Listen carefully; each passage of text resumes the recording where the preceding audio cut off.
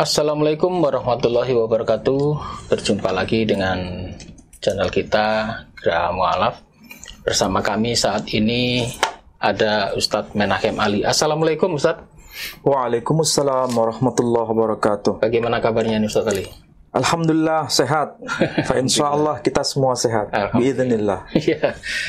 Baik, saudara-saudara sekalian, pada kesempatan malam hari ini seperti biasa setiap malam Jumat kita selalu mengundang Ustadz Menachem Ali untuk membahas beberapa hal ya.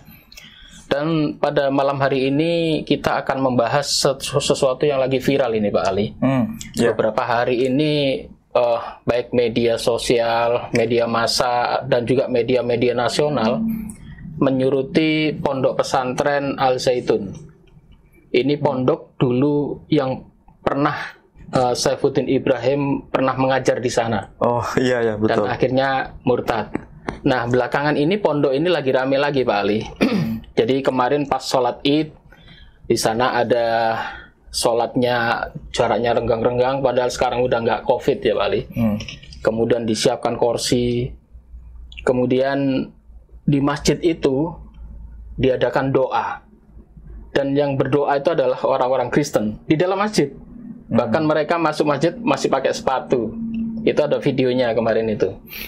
Dan doa mereka sama saja dalam nama Yesus. Kemudian di dalam sholat itu yang kemarin sempat ramai adalah bercampurnya shaf antara laki-laki dan perempuan.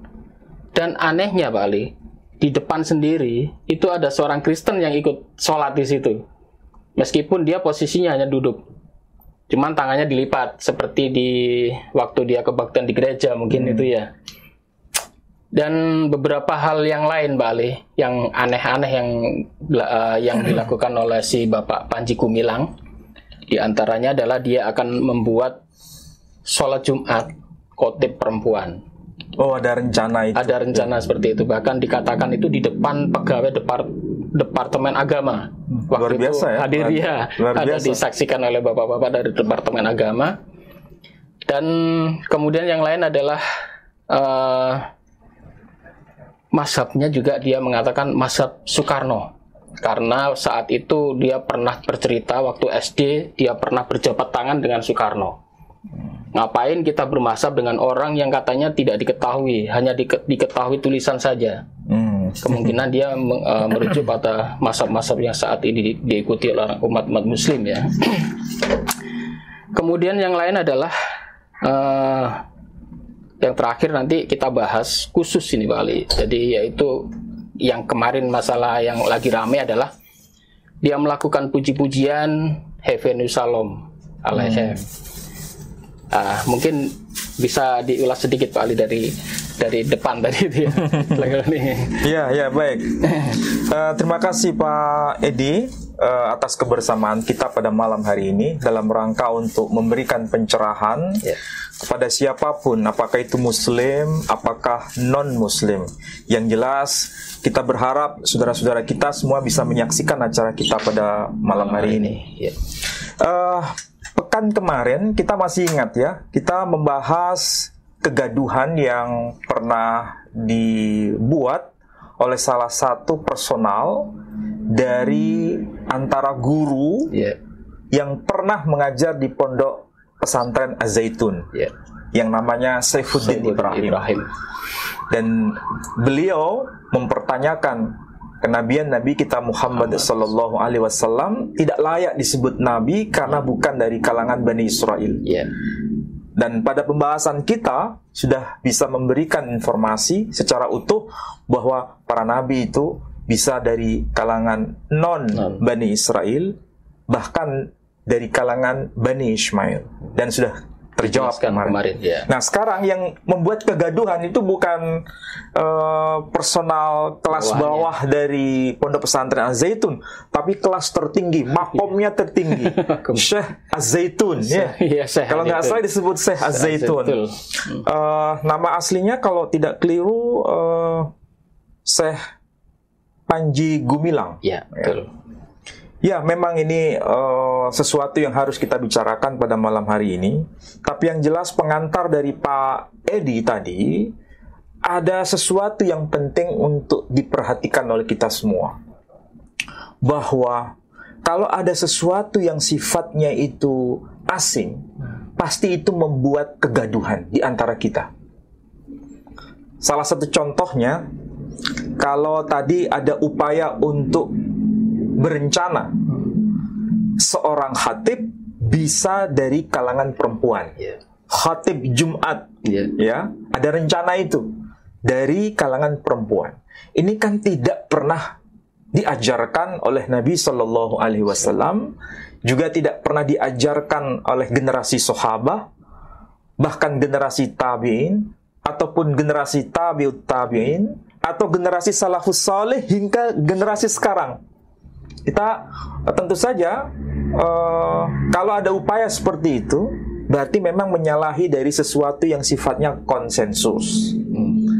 Hal ini barangkali ada hubungannya dengan peristiwa yang dulu pernah terjadi. Kalau di kalangan kekristenan itu seorang khatib dalam tanda kutip yang menjadi imam di gereja, di katedral ataupun di paroki atau dimanapun, itu pasti laki-laki.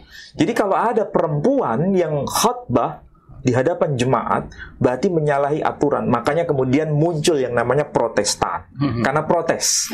Bisa jadi Panji Gumilang ini nanti membuat yang namanya Islam Protestan. Bisa jadi. Kalau memang itu ada dan pemerintah kita tidak ikut campur mengenai itu, secepatnya bisa jadi itu akan menjadi Islam Protestan. Soalnya dia karena protes terhadap yang sudah mapan. Soalnya dia punya murid ini ribuan kali. Bukan hanya ribuan, puluhan ribu. Nah, itu. Dia mendidik itu. Iya, karena memang pesantren Az-Zaitun ini bukan hanya baru berdiri sekian tahun ke belakang, tapi cukup lama. Iya. Dan kita bisa lihat pesantren Az-Zaitun ini memang sepertinya satu-satunya ya yang memiliki pemikiran seperti ini. Radikal ya. Bukan hanya radikal, yang saya tahu itu kan ada kaitan dengan NII. Oh. Ya kan? Ada kaitan dengan NII. Dan saya kira semua pasti tahu. Apa itu Pondok Pesantren Az-Zaitun. Bahkan mereka punya pemahaman bahwa bagi siapapun untuk era sekarang ini belum ada kewajiban untuk sholat, karena dianggap sebagai masa periode Makkah. Belum masuk ke masa periode Madinah. Ada ajaran seperti itu? Silakan dicek sendiri. Saya hanya memberikan informasi secara global saja. Tapi yang jelas keanehan itu muncul karena memang ini adalah pesantren yang unik dalam tanda kutip ya, unik karena berbeda dengan yang lain. Dan memang kalau dikatakan dia bermadhab Soekarno, barangkali ada pemikiran progresif, bisa jadi begitu, pembaharuan dalam Islam. Tapi pembaharuan ini lebih boleh disebut dengan istilah Islam Protestan kalau menurut saya. Kalau memang itu menjadi konsentrasi ke depan. Tapi itu tergantung dari Majelis Ulama Indonesia. Apakah punya sikap yang tegas untuk bisa berdialog dan sekaligus berhujjah secara bijaksana. Tapi kemarin LSM dibilang LSM itu MUI-nya. Ya, saya tidak boleh ikut campur dalam persoalan itu karena saya tidak punya wewenang. Hanya Majelis Ulama Indonesia yang harus komunikasi secara intensif mengenai hal itu semua. Dan kalau memang fakta real sholat Idul Fitri kemarin seperti itu modelnya, campur orang Kristen itu sepertinya memang baru satu-satunya terjadi. Saya sebagai peneliti di luar ya, saya hanya melihat ini ada sesuatu yang tidak biasa. Dan ini memang di luar kebiasaan.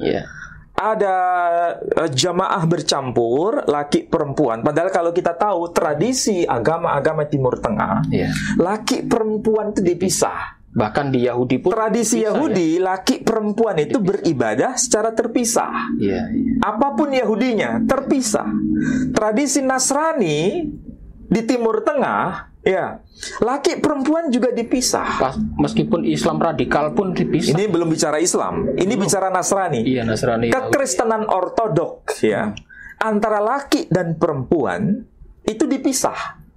Baik di Timur Tengah, apalagi di Eropa bagian timur, di Hongaria, Bulgaria, Ukraina, Rusia, semua laki dan perempuan ibadah terpisah, meskipun dalam satu bangunan yang sama, dipisah.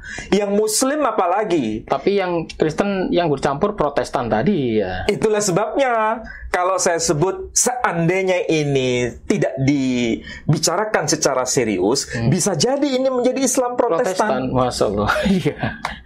Masalahnya kita bisa menerima nggak kehadiran Islam Protestan? Ya. Tapi yang jelas ini hanya sekedar istilah saya ya, karena protes. Jangan-jangan dipotong nanti Pak Ali menciptakan Islam Protestan, bahaya. Bukan, saya tidak bermaksud merestui adanya Islam Protestan. Tapi saya mengambil istilah itu karena saya punya pengalaman pembacaan terhadap kelahiran kekristenan Protestan itu seperti apa. Karena memang tidak mau seperti yang sudah di-establish, yang mapan itu. Yang pakem bahwa itu ya. Apakah harus laki-laki yang berkhotbah? Perempuan seharusnya bisa.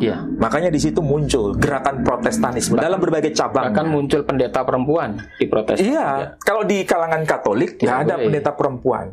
Tidak ada romo perempuan, tidak ada pastor perempuan, tidak ada abuna perempuan. Abuna itu pengkhotbah perempuan di satu gereja, dan di situ dihadirkan laki perempuan, nggak ada, semua laki-laki. Ini karena memang semangat Semitis.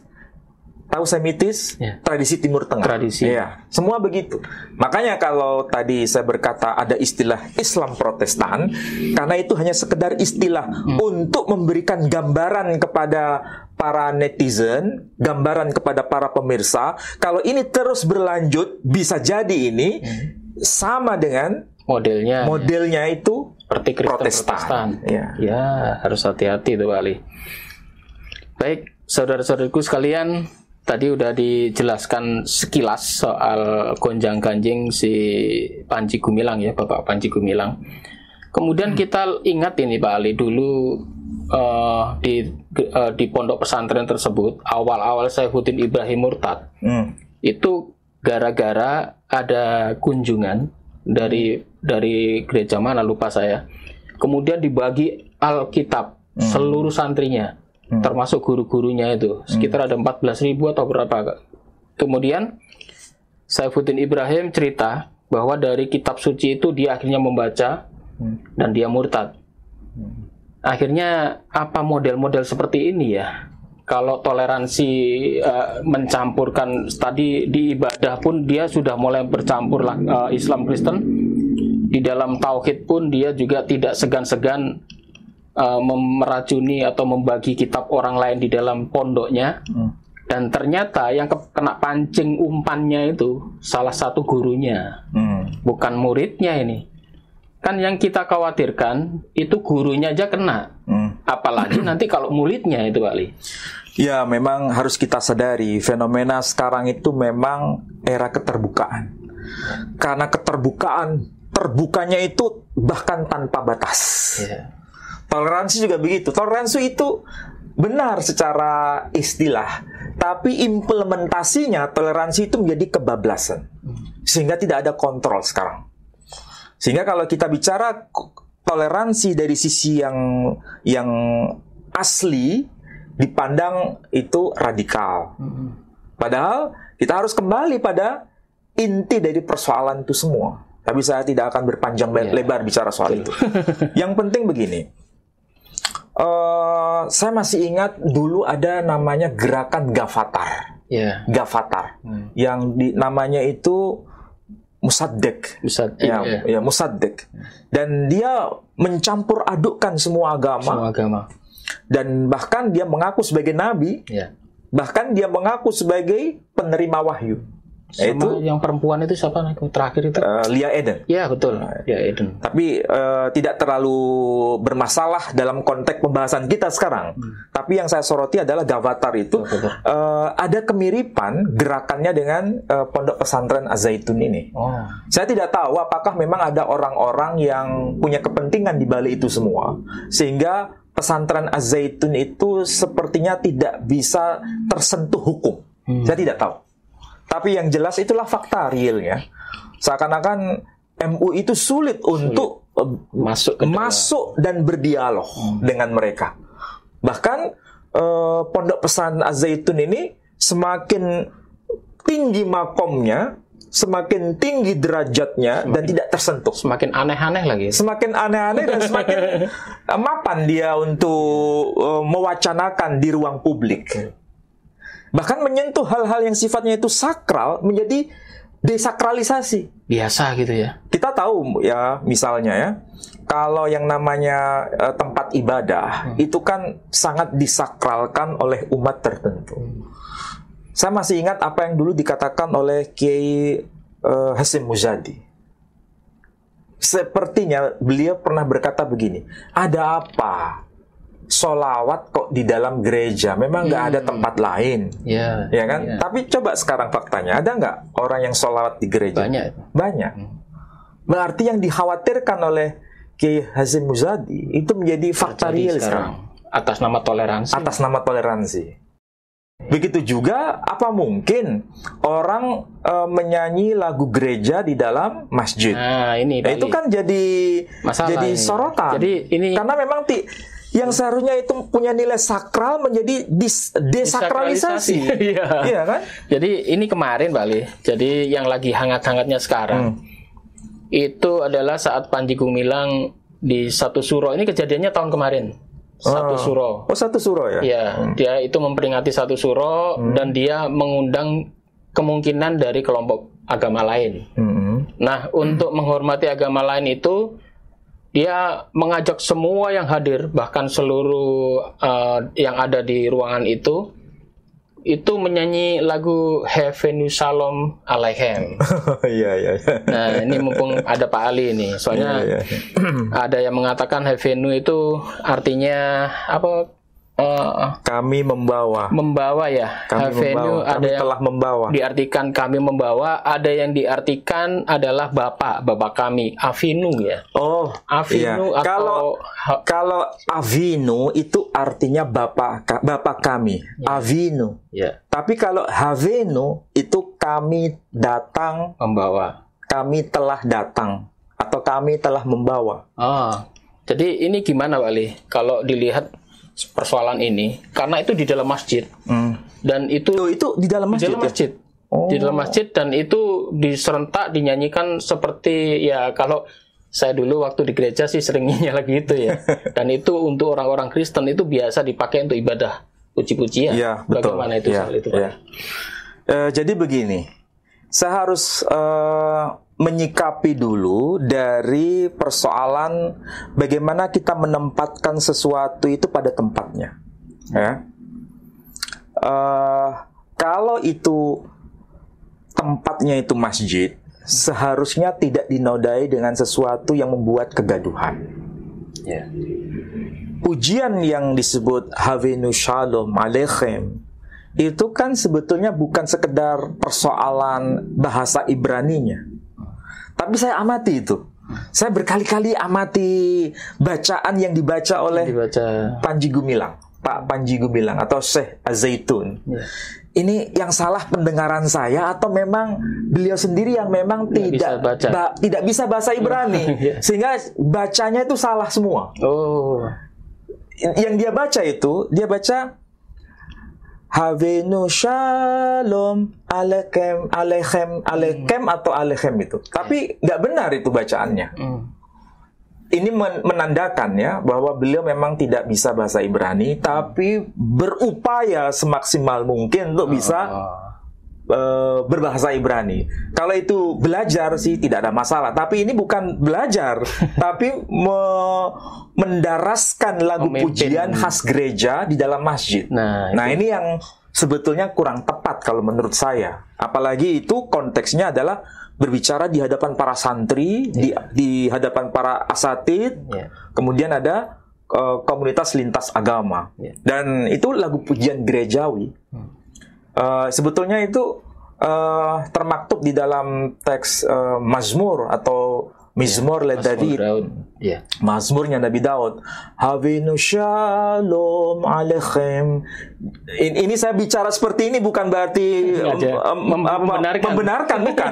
Saya memberikan contoh. Iya. Jadi memberikan contoh beda dengan membenarkan tingkah mereka. Saya ini memberikan contoh bahwa itu sebetulnya termaktub teksnya di dalam Mazmurnya Daud. Dan biasanya kalau dinyanyikan di gereja dalam acara kebaktian itu dibaca ya seperti yang tadi saya omongkan. Havenu shalom aleichem, Avenu shalom aleichem, Avenu shalom aleichem, Avenu shalom shalom shalom aleichem. Nah gitu. Itu saya hanya menirukan ya, menirukan. Begitu. Arti harfiahnya, kami datang membawa berita sejahtera. Kami datang dalam rangka membawa damai sejahtera. Itu kalau dalam konteks teologis bukan sekedar nyanyian. Itu konteksnya adalah kelahiran Kristus itu membawa damai sejahtera. Itu secara makna teologis itu sudah masuk. Nah, kalau itu dinyanyikan oleh kita, ini sebenarnya pengakuan terhadap kelahiran Kristus sebagai putra Allah atau tidak? Ya itu masalahnya di situ.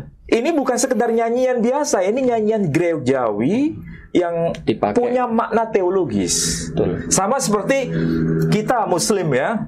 Allahumma salli ala Muhammad dan seterusnya dan seterusnya. Apakah itu sekedar bersolawat, nyanyian kalau dalam bahasa doa awam? Juga. Bukan, itu adalah pengakuan bahwa Muhammad Sallallahu Alaihi Wasallam itu seorang nabi. Betul. Nah, masalahnya, apakah pernah kita dengar ada saudara kita non-muslim di gerejanya menyanyikan kalau disebut menyanyi ya solawat itu? Apa ada? Nggak ada. Nggak ada.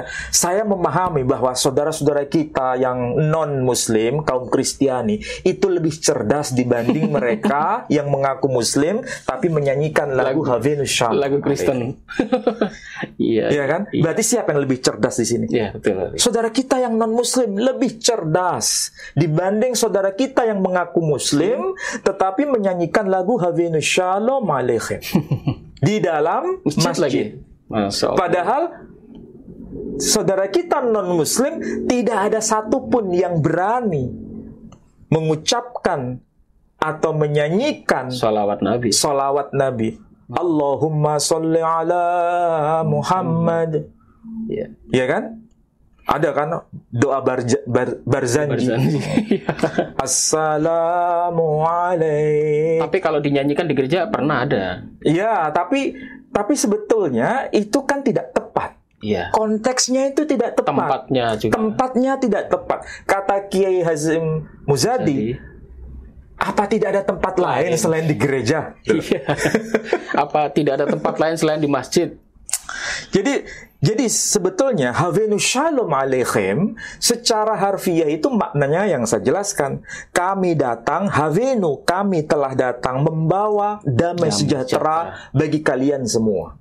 Nah, saudara kita yang Yahudi juga punya lagu pujian dalam tatanan ibadah juga. Dan itu beda dengan tradisi Nasrani meskipun sama-sama bahasa Ibrani. Oh, tapi liriknya beda. Liriknya beda. Coba balik gimana, Pak? Bacanya begini.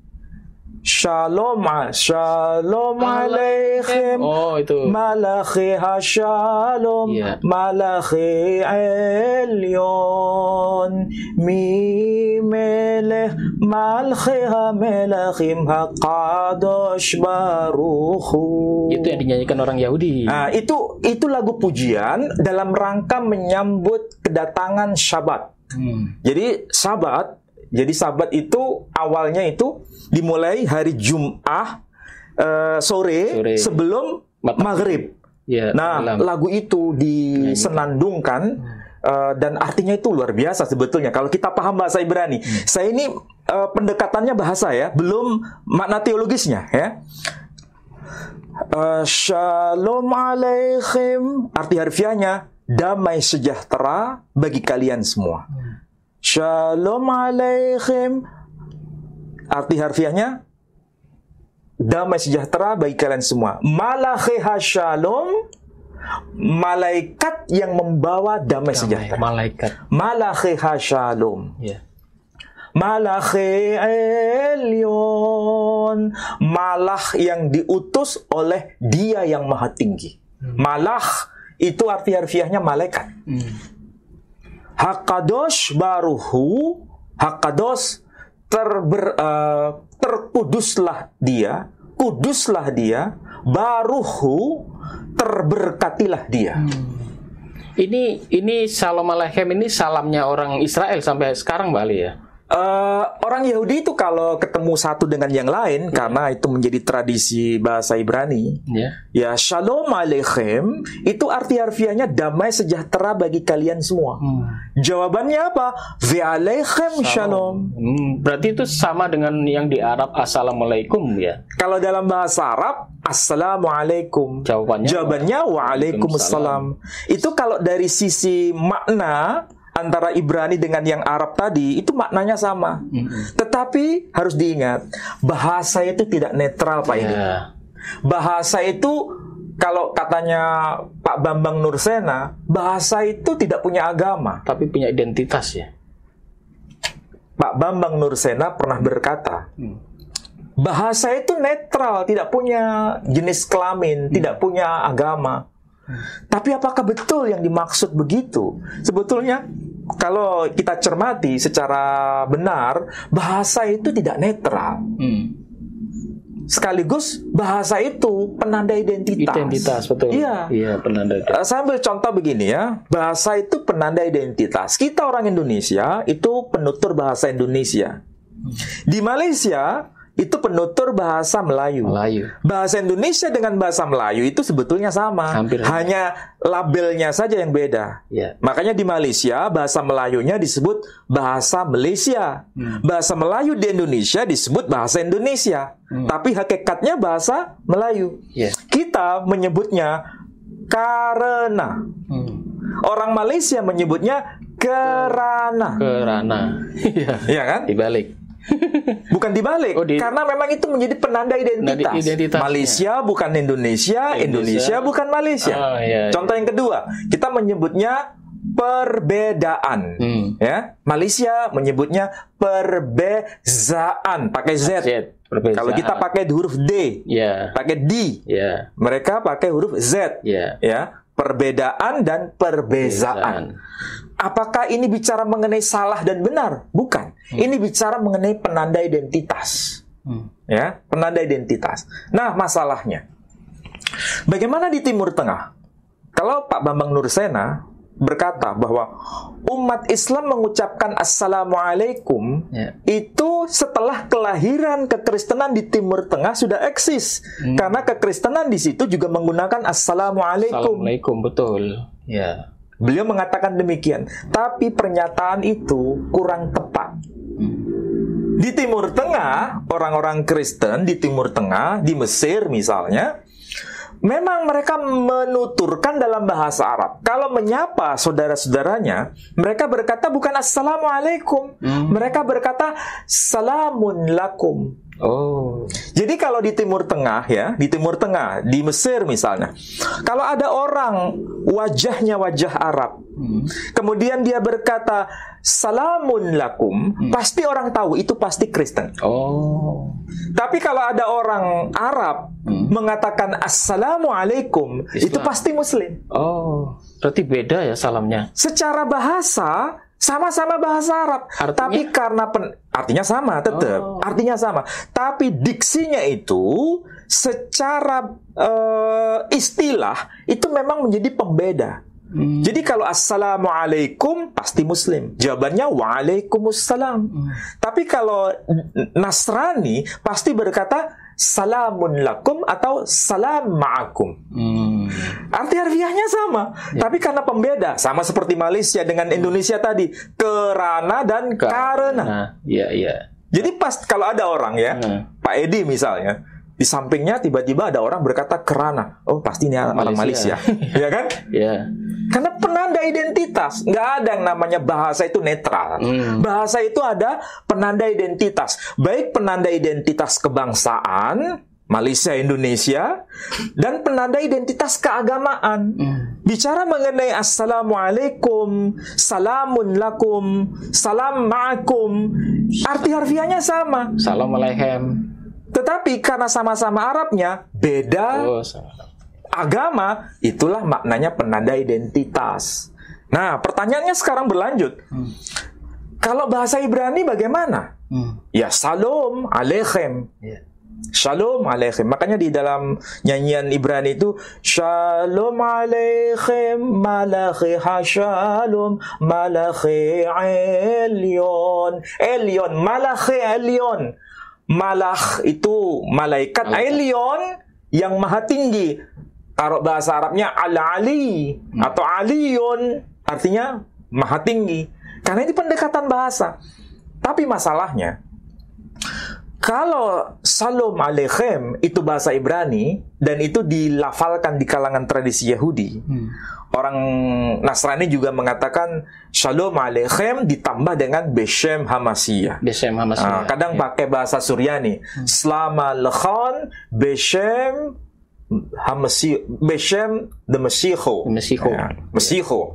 Nah, kalau dalam Islam apa ada Shalom Aleichem? Ada nggak? Iya. Misalkan Islam di Israel ini. Islam di Israel. Iya. Kenapa? Mereka menggunakan Al-Quran terjemahan bahasa Ibrani. Nah ini saya bawakan. Ada itu salamnya Pak Edi ya. Nah gini aja. Pak Edi bisa lihat dalam surah Ar-Ra'd. Surah Ar-Ra'd, surah yang ke-13. Surah ke-13 ayat 24. Nah.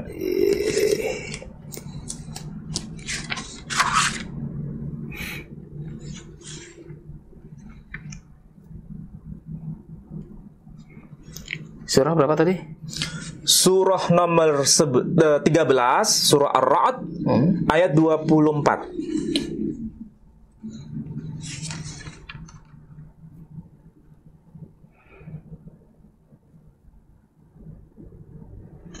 Surah Ar-Ra'd ayat 24 sambil mengucapkan salam sejahtera atasmu karena kesabaranmu, maka alangkah nikmatnya tempat kesudahan itu. Coba diulangi lagi, Pak, pelan-pelan.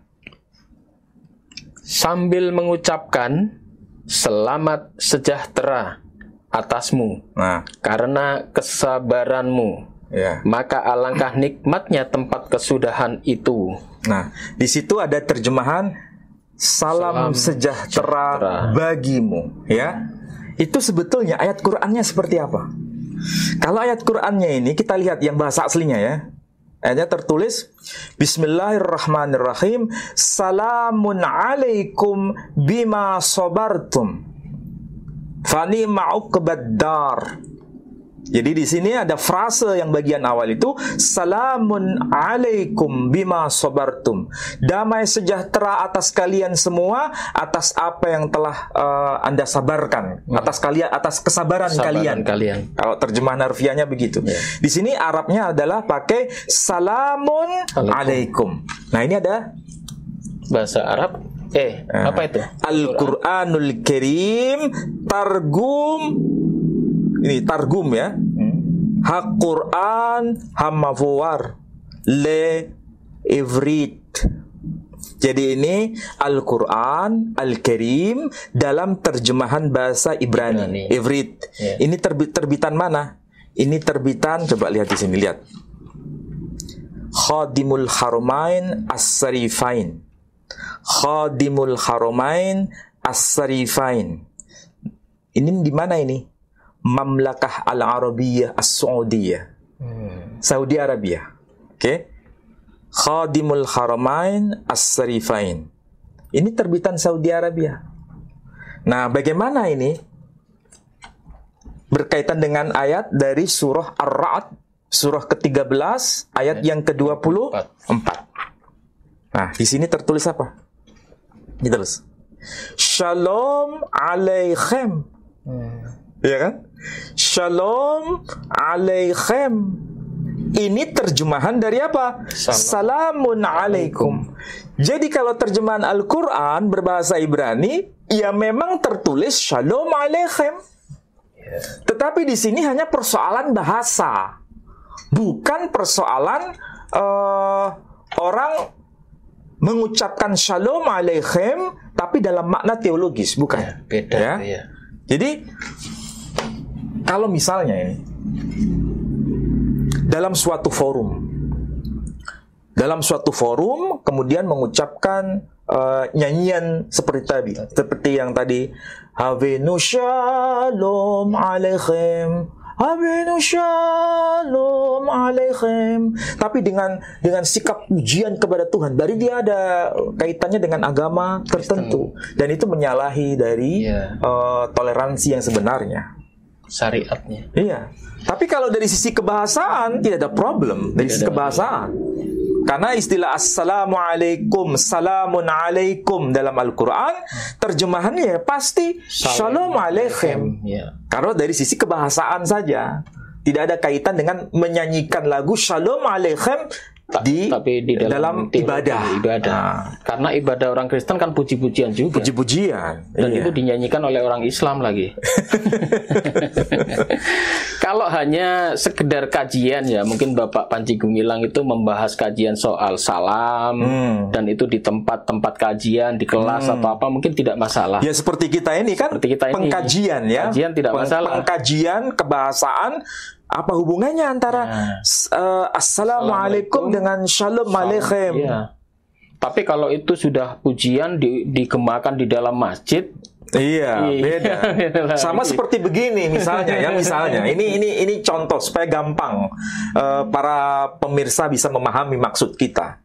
Kita kalau sholat pakai bahasa apa Pak Edi? Bahasa Arab. Bahasa Arab. Yang dibaca apa? Bismillahirrahmanirrahim.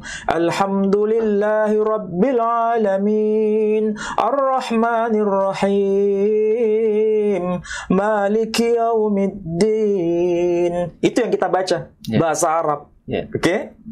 Dalam sholat dimanapun saudara kita berada, di Maroko sampai Merauke, semua kalau sholat bahasanya Arab. Kalau misalnya ada orang kemudian karena semangatnya tinggi, progresifnya tinggi, dia mau menciptakan Islam Protestan misalnya. Misalnya ini sholat, kemudian dia pakai apa?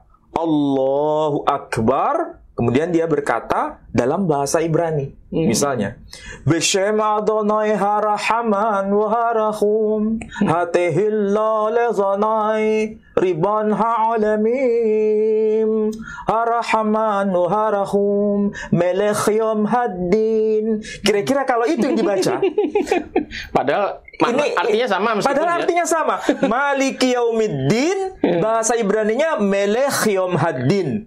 Kalau dijawab seperti itu, apa bedanya antara Maliki Yaumiddin dengan Melech Yom Haddin? Sama artinya. Sama. Iya betul, secara bahasa sama. Tapi kalau sudah masuk ke ruang sakral, ibadah, beda persoalannya. Betul. Ya. Jadi kadang-kadang orang-orang itu kesulitan membedakan ini ranah sakral atau ini ranah profan. Kalau soal bahasa nggak ada masalah, mau ditulis di sini Salamun alaikum dalam bahasa Ibrani, Quran bahasa Ibrani ditulis Shalom alaikum, ini tidak ada masalah. Tapi kalau sudah masuk dalam tatanan ibadah, kita tidak mungkin membaca Al-Quran dengan terjemahan bahasa Ibrani. Iya kan? Bahasa Indonesia aja masalah. Dulu kalau nggak salah ada ya yang sholat pakai bahasa Indonesia. Itu pun masalah. Karena apa? Menyalahi dari sesuatu yang sudah disepakati bersama, yang konsensus di antara semua generasi ulama terdahulu, generasi salaf itu. Jadi kalau orang itu mau cerdas, cerdasnya itu jangan nanggung. Jangan kebablasan. Kalau mau cerdas, cerdasnya jangan nanggung.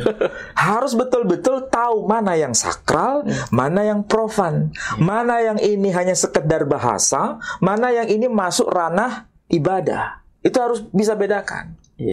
Jadi kalau begitu Pak Edi misal tanya kepada saya, apa yang dilakukan oleh Syekh Az-Zaitun, apakah itu hanya persoalan bahasa? Oh tidak, itu sudah masuk tatanan ibadah. Ya, di dalam. Kalau sudah masuk tatanan ibadah, beda. Ya. Kesimpulannya beda. Baik, saudara-saudaraku sekalian, sudah dijelaskan panjang lebar tadi soal masalah yang lagi rame Pak Ali dibahas, dan alhamdulillah semoga ini bisa mencerahkan pemirsa semua. Dan perlu saya ingatkan lagi bahwa dalam program pembangunan pondok pesantren ini kita beritakan bahwa sudah dilaksanakan pembangunan dan masjidnya insya Allah segera bisa dipakai. Nanti bawahnya tinggal dipasang granit dan pinggir-pinggirnya juga sudah mulai diperbaiki di semen. Dan untuk saudara-saudaraku yang ingin menyumbang semen, yang ingin menyumbang granit, bisa ya. Dan kami selalu terbuka. Dan alhamdulillah beberapa pekan ini para donatur juga sudah banyak yang sudah menyumbang kepada kami. Kami ucapkan banyak terima kasih. Semoga amal ibadah Bapak Ibu semua diterima oleh Allah Subhanahu wa taala. Dan untuk yang ingin mendonasikan dananya kepada kami, bisa dikirim ke rekening Bank Syariat Indonesia di nomor 11188899971 atas nama Yayasan Pembina Mu'alaf Jawa Timur ya.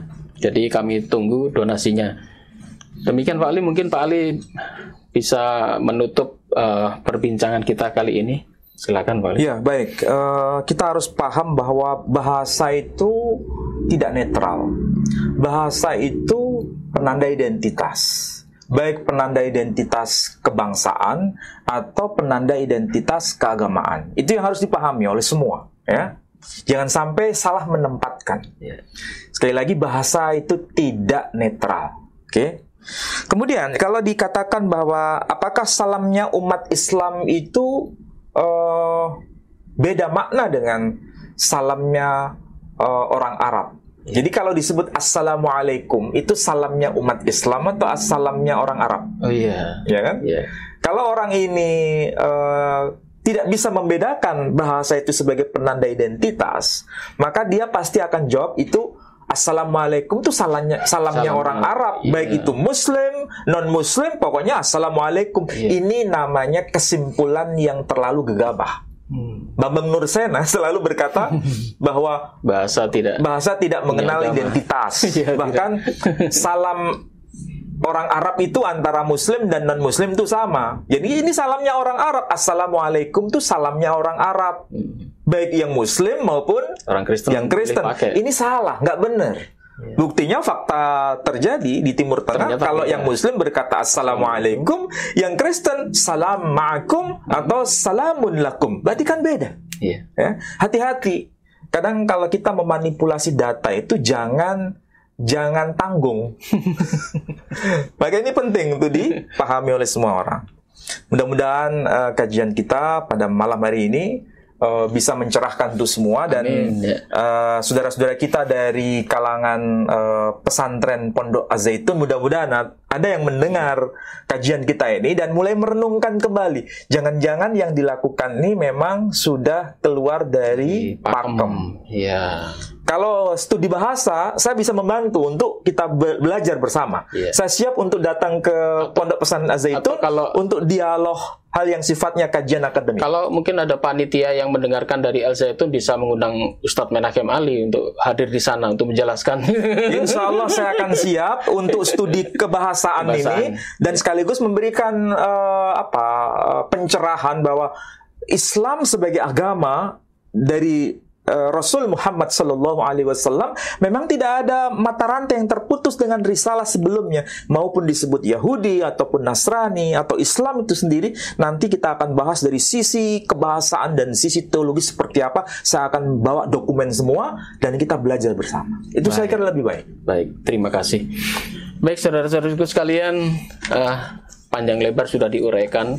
Jadi tadi Pak Ali juga sudah menyerukan ya kepada segenap pengurus, atau kalau perlu Bapak Panji Gumilang, kalau butuh kuliah soal Ibrani boleh undang Ustadz Menachem Ali, beliau siap datang. kapanpun dan akan diuraikan panjang lebar ya. Demikian saudara-saudaraku sekalian, pertemuan pada malam hari ini, dan selalu pantengi selalu malam Jumat di channel Geraha Mu'alaf, di channelnya Ustadz Menachem Ali dan channel saya Edi Prayitno. Demikian, terima kasih Pak Ali. Wabillahi taufiq wal hidayah. Wassalamualaikum warahmatullahi wabarakatuh. Waalaikumsalam warahmatullahi wabarakatuh.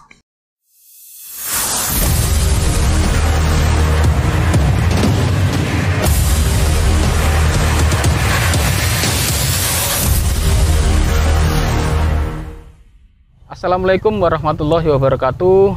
Saudara-saudaraku sekalian, saat ini saya berada di lokasi pembangunan pondok pesantren Yayasan Pembina Mu'alaf At-Tauhid Jawa Timur ya. Lokasinya ada di Desa Wonosalam, Jombang, Jawa Timur. Lokasi ini akan kita bangun sebuah pondok pesantren Islam Center ya, terutama untuk pembinaan mu'alaf dan juga pondok yang pondok modern, terutama tentang ilmu-ilmu kristologi dan sejenisnya ya. Di belakang kita ini sudah ada sebuah masjid yang sudah kita bangun. Kebetulan ini ada pengurus dari Yayasan Pembina Mu'alaf At-Tauhid. Assalamualaikum warahmatullahi wabarakatuh. Waalaikumsalam warahmatullahi wabarakatuh. Ini adalah Bapak Menachem Ali, beliau pengurus pusat dari Yayasan Pembina Mu'alaf.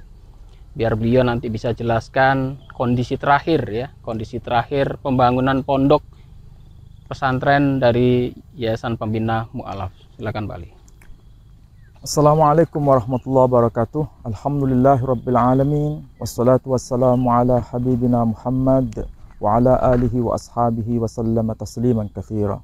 Asyhadu an la ilaha illallah wahdahu la syarikalah wa asyhadu anna Muhammadan abduhu wa rasuluh la nabiyya ba'dah. Kita panjatkan pujian dan syukur kita kehadirat Allah Subhanahu wa taala, dan pada pagi ini saya, pembina Geraha Mu'alaf atau Yayasan Pembina Mu'alaf At-Tauhid, berada di kawasan Wonosalam, Jombang. Dan kebetulan saudara-saudara, di belakang kita ada bangunan masjid yang belum selesai. Kenapa belum selesai? Karena kita kendala dana. Pembangunan masjid ini berhenti secara total sekitar 8 bulan. Kalau misalnya bangunan ini naik ke atas, kita rancang dana yang dibutuhkan sekitar 250 juta atau 300 juta. Berarti bangunan ini masih belum layak untuk ditempati sebagai sarana ibadah.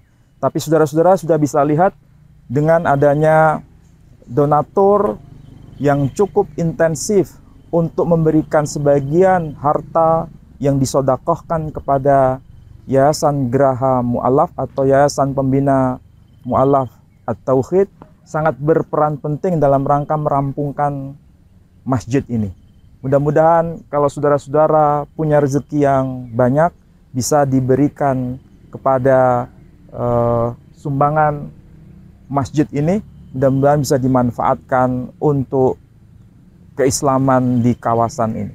Saudara-saudara, selain bicara mengenai masjid ini, kita juga sudah membebaskan 1 hektar lebih, dan itu sudah lunas. Yang belum adalah 2 hektar. 2 hektar ini masih berada di kawasan ini dan kita harus merampungkannya. Jadi saudara-saudara, kami meminta dan memohon kepada saudara-saudara yang punya kelebihan harta untuk bisa memberikan kepercayaan kepada kami dalam mengelola harta saudara-saudara yang diinfakkan di jalan Allah Subhanahu wa taala, supaya bisa membebaskan tanah ini secara keseluruhan, 2 hektar yang belum selesai, dan pembangunan masjid ini yang kira-kira butuh dana sekitar 300 jutaan sampai rampung. Mudah-mudahan dengan apa yang sudah saya sampaikan ini, saudara-saudara tergerak untuk memberikan infaknya kepada kami, dan insya Allah kami amanah untuk menunaikan itu semua. Saya kira demikian. Wassalamualaikum warahmatullahi wabarakatuh. Demikian saudara-saudaraku sekalian, Yang mau menginfakkan sodakohnya bisa dikirim ke rekening Bank Syariah Indonesia Jawa Timur di nomor rekening 111888991. Saya ulangi ya, 111888991 atas nama Yayasan Pembina Mu'alaf At-Tauhid Jawa Timur. Uang Anda istiqomah kami jalankan dengan benar dan tidak ada penggunaan di luar pembangunan ya, untuk khusus untuk pembangunan wilayah Jawa Timur dan juga untuk pembangunan pondok pesantren.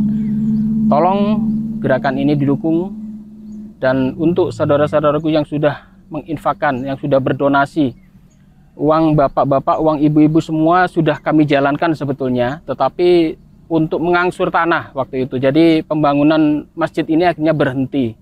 Sudah 8 bulan berhenti. Itulah sebabnya kami mengetuk hati Bapak Ibu sekalian untuk mau berdonasi kembali supaya program dari YPM Jawa Timur ini bisa segera terrealisasi dan pondok dan masjid ini bisa segera dibuka. Terima kasih Pak Ali. Sama-sama. Assalamualaikum warahmatullahi wabarakatuh. Waalaikumsalam warahmatullahi wabarakatuh.